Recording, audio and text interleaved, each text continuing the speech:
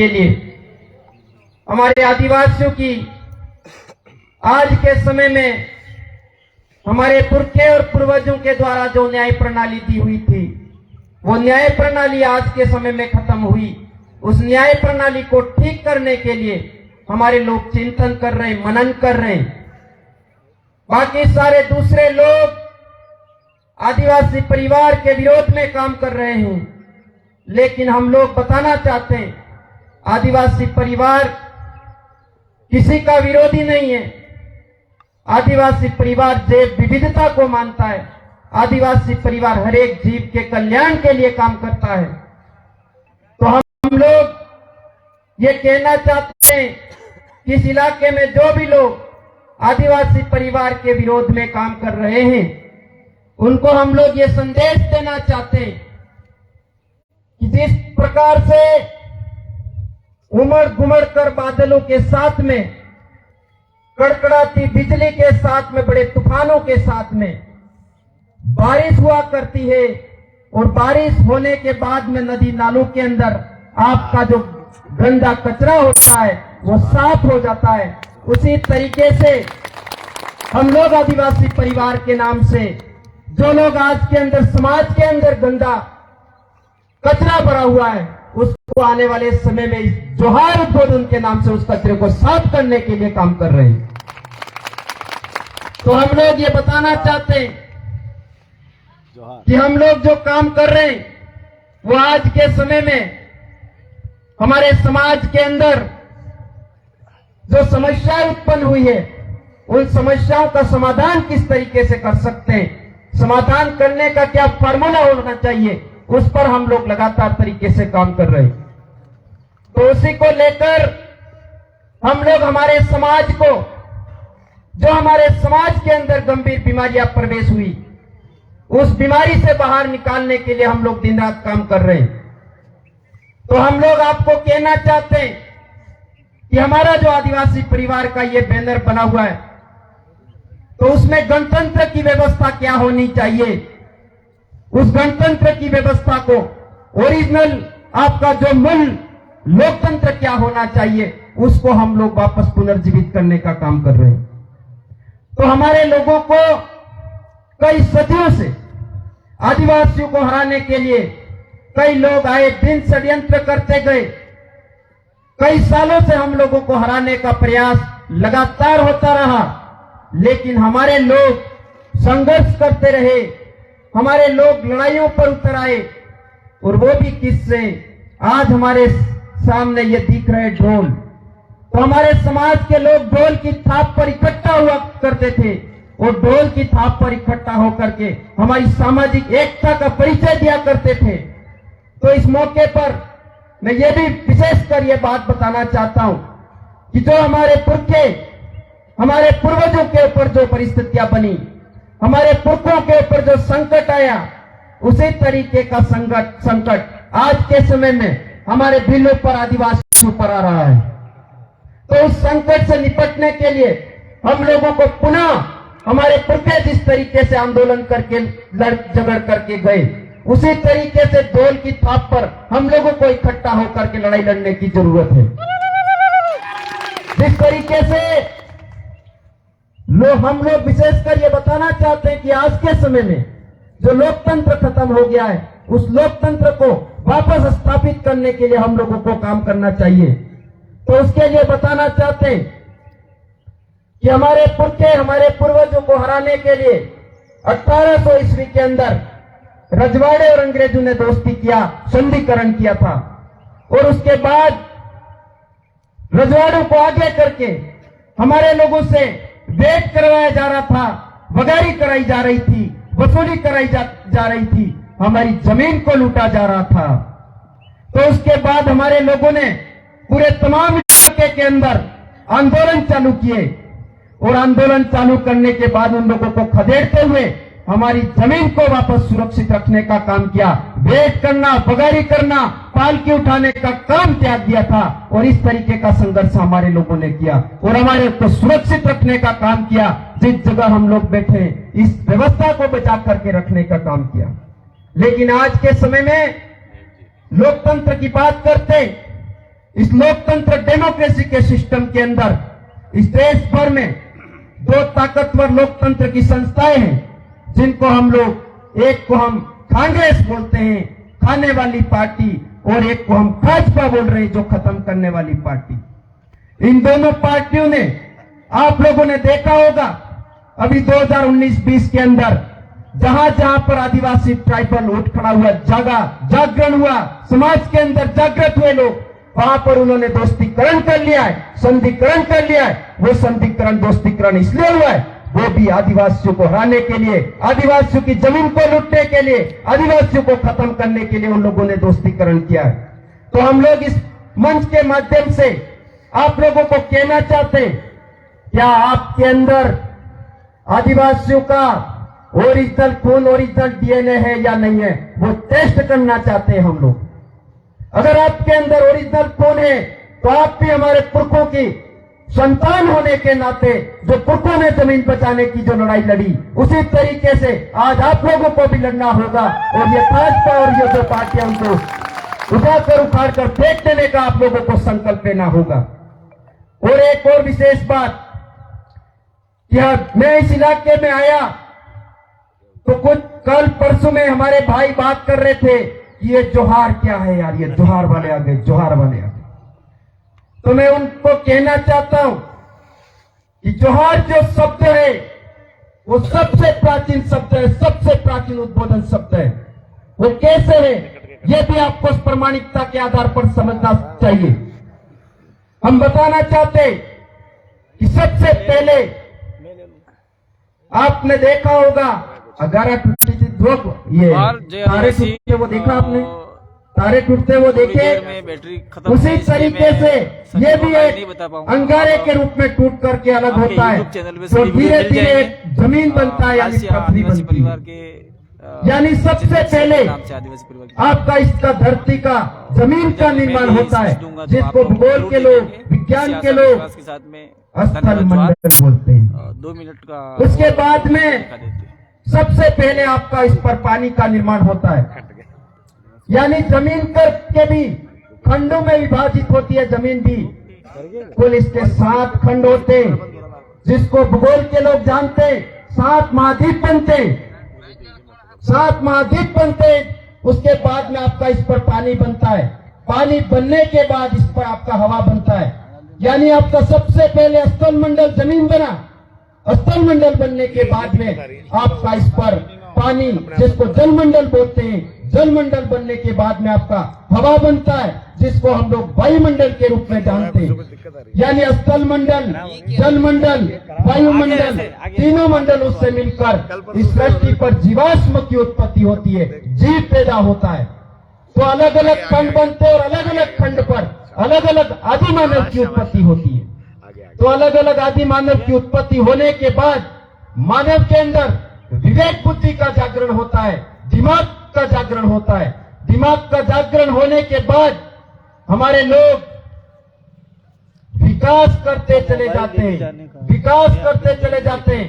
यानी कि हमारे लोग कौन सा चीज खाने योग्य है, कौन सा फल खाने योग्य है, कौन सा बीज खाने योग्य है, जंगल के अंदर कौन सी जड़ी बूटी किस बीमारी को ठीक करने में काम में ली जा सकती है, उसकी पहचान हमारे लोगों ने की। और इतनी पुरानी सारी परंपरागत हमारी व्यवस्था को बनाने वाली हमारी कौम है। तो तब से हमारे समाज का आमने सामने मिलना होता है, आमने सामने हमारे समुदाय के लोग मिलते हैं तो जोहार जोहार बोलते थे, ज्वारा ज्वारा ऐसा बोलते थे। तो वही ये जोहार है। तो हम लोग कहना चाहते हैं कि आज के समय में भी हमारा जय जोहार, जोहार जो है वो जिंदा है। जैसा हम लोग समझ सकते हैं कि आपने नवो देखा थे केरे भी सदो वापसी दिखाई दियो, ज्वार ज्वार वापसी 15 दिन तक आ जाता जा रखो, पैसा दुखो पड़ जा रखो। ऐसा आज भी बोल रहे कि नहीं बोल रहे? आज भी बोल रहे ना। तो ये वही जोहार है। तो इसी जोहार को हम लोगों को जिंदा रखना चाहिए। इस बात को लेकर हम कहना चाहते हैं कि आपने जी पाड़ो है अणी तरती रेके तेमने तेम 7 समुद्र पार भी रेके, आपने कुकड़ो है यहाँ बोले तेमने तेम 7 समुद्र पार भी बोले। तो जब पशु अपना मूल बोली मूल उद्बोधन नहीं भूला तो हम लोग इंसान हैं, और इंसान होने के नाते हमारी जो मूल बोली है उसको हम लोगों को जिंदा रखना चाहिए। ये बात हम लोग कहना चाहते हैं। और साथ साथ में इसी बात को लेकर हमारे बीच में जैसे मुस्लिम भाई हैं, तो मुस्लिम भाई एक दूसरे से आपस में मिलते हैं तो मालिकम सलाम, सलाम मालिकम, ऐसा उनका भी उद्बोधन शब्द मूल बोली है मिलने का। उसी तरीके से हमारे इस देश के मूल मालिक होने के नाते मूल बीज हैं, तो हमारे मूल मालिकों का भी बोली समान होनी चाहिए, जोहार बोलना चाहिए। ये बात हम लोग कहना चाहते हैं। इसी बात को लेकर के आज हमारे इलाके में हमारे जमीन पर जो कब्जा हो रहा है उसको तो हम लोग आंखों से देख रहे हैं, समझ रहे हैं, लेकिन हमारी मूल संस्कृति पर कब्जा हुआ, हमारी मूल पूजा पद्धति पर कब्जा हुआ, हमारी मूल विवाह पद्धति पर कब्जा हुआ, उसका हम लोग नहीं समझ रहे। जमीन पर कब्जा हुआ वो आप लोग आसानी से देख रहे। किसी ये जो रेत, ये नदी जा रही है, नदी में आप लोग रेत लेने जाओगे तो रेत आपको नहीं लाने देंगे, पीछे आपके डंडे मारेंगे, जूत लगाएंगे और अच्छे खासे पैसे की वसूली करेंगे कि नहीं करेंगे। इसी तरीके से जंगल से पत्थर लाओगे तो नहीं लाने देंगे। इसी तरीके से पहले हमारे लोग जंगलों में उपजाऊ खेती बना करके खेती किया करते थे, आज के समय में नहीं कर पाएंगे। तो यानी कि जमीन पर कब्जा हो रहा है, वो तो हम लोग हमारी आंखों से देख रहे हैं। उसी तरीके से हमारी मूल पूजा पद्धति, हमारी मूल संस्कृति, हमारी मूल विवाह पद्धति सब पर कब्जा हो चुका है। तो हम लोग आज के बाद ये कहना चाहते हैं कि हमारी मूल संस्कृति की ओर पुनः लौटना होगा, हमारी मूल विवाह पद्धति को बचाना होगा, हमारी मूल पूजा पद्धति को बचाना होगा और हमारे जल जंगल जमीन को बचाना होगा।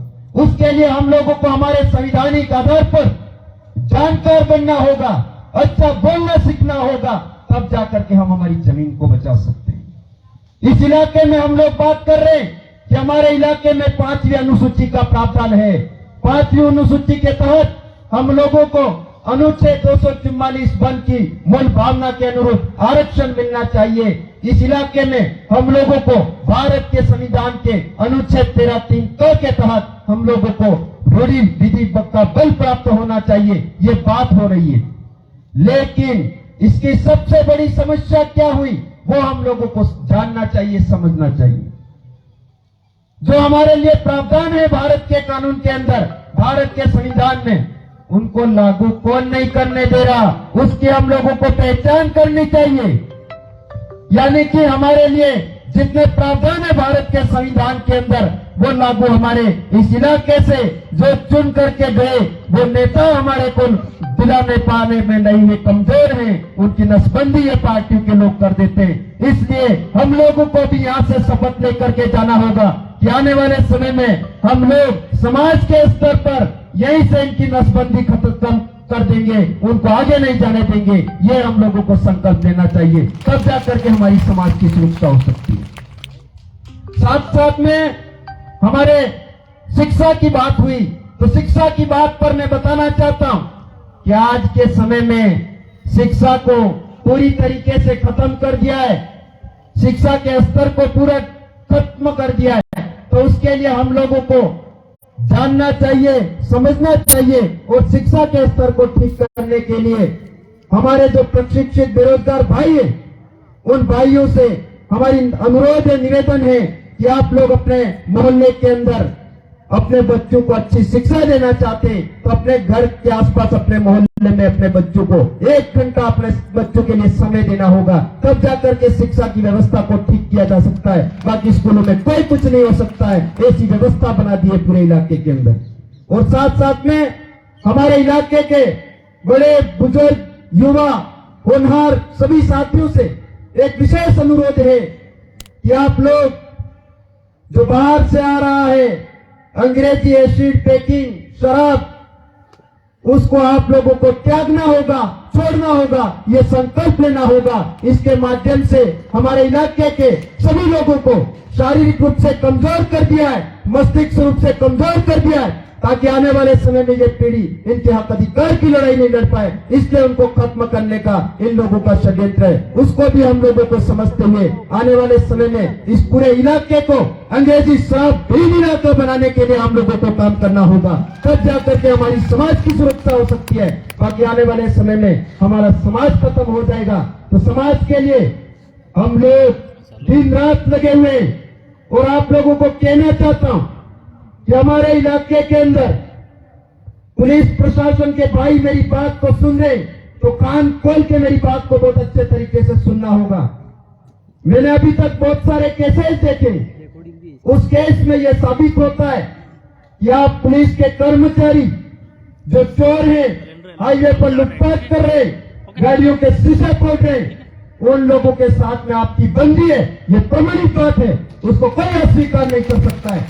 तो मैं कहना चाहता हूं कि आप लोग पुलिस का जो स्लोगन है आम जन में विश्वास अपराधी में भय, उससे उल्टा आप लोग काम कर रहे हैं। आम जन में भय और अपराधी में विश्वास का आप लोगों ने काम किया, उसको अविलंब बंद करना होगा, नहीं तो आने वाले समय में मुझे मजबूरन आपके खिलाफ विशाल धरना आपके दामन में देना होगा। क्योंकि हमारे कई भाई रास्ते पर कोई मुश्किल परिस्थिति में हमारे सामाजिक कार्यकर्ता किसी की मदद करने के लिए जाते हैं, तो आप लोग उनको बंद कर देते हो और इलेक्ट्रॉनिक प्रिंट मीडिया में खबरें प्रकाशित करवाते हो। ये गाड़ियों के शीशे तोड़ने वाले, लूटपाट करने वाले, ऐसी बातें प्रकाशित करवा रहे हो। इस अन्याय के खिलाफ हम लोग लड़ाई लड़ेंगे और आने वाले समय में आपके ऊपर मानहानि का मुकदमा भी दर्ज करवा के छोड़ेंगे। और साथ साथ में मेरे समाज के सभी युवा साथियों से भी कहना चाहता हूं कि आप लोगों को समाज की मूल व्यवस्था को समझना है तो सारे ग्रुपों के बंधन को तोड़िए, सारे हमारी जितनी राजनीतिक पार्टियों के उसके बंधन को भी तोड़िए, सभी संगठनों के बंधन को भी तोड़िए, सभी धार्मिकता के बंधन को तोड़िए। और हम लोग एक विचारधारा चल रही है, इस विचार के साथ में चलिए। आपका कोई बाल बाका नहीं कर सकता। हम लोग नशाधीन बनाने की बात कर रहे हैं, आपको सही मार्ग दिखाने की काम कर रहे हैं। हम लोग एक आदर्श जीवन शैली विकसित करना चाहते हैं, उस आधार पर हम लोगों को काम करना होगा। आने वाले समय में हमारा जहां जहां जन जागरण हो रहा है, वहां क्राइम रुका है, तो हम लोग चाहते हैं कि जाडौल के इलाके में भी अगर ये दखल अंदाजी नहीं करते हो आप लोग और हमारा जन जागरण अच्छा चलता है, हमारे बच्चों को डराने का प्रयास प्रशासन नहीं करता है, तो आने वाले समय में क्राइम कैसे रुकता है उसका समाधान भी हम लोग बताने के लिए तैयार है। उस आधार पर हम लोगों को काम करना होगा। मेरी बहुत अधिक बातें भी नहीं कहना चाहता हूं, क्योंकि आज हमारे बीच में ऐसे मेहमान आए हुए जिनको सुनने के लिए पूरा देश तरसता है।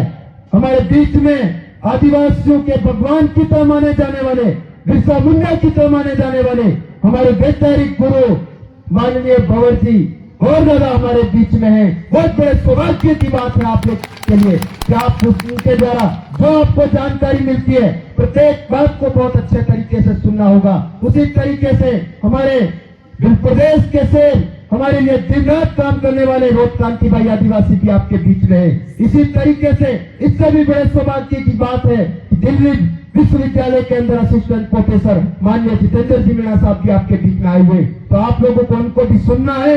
और इसी तरीके से आप लोगों को आज ये संकल्प लेकर के जाना होगा कि हम लोग अधिकतम समय हमारे समाज के जागरण में लगाएंगे, समाज के कल्याण में लगाएंगे। ये हम लोगों को संकल्प लेके जाना होगा। आप सब यहाँ पर आए, आपने हमारी बातों को सुना, इसलिए आप सबका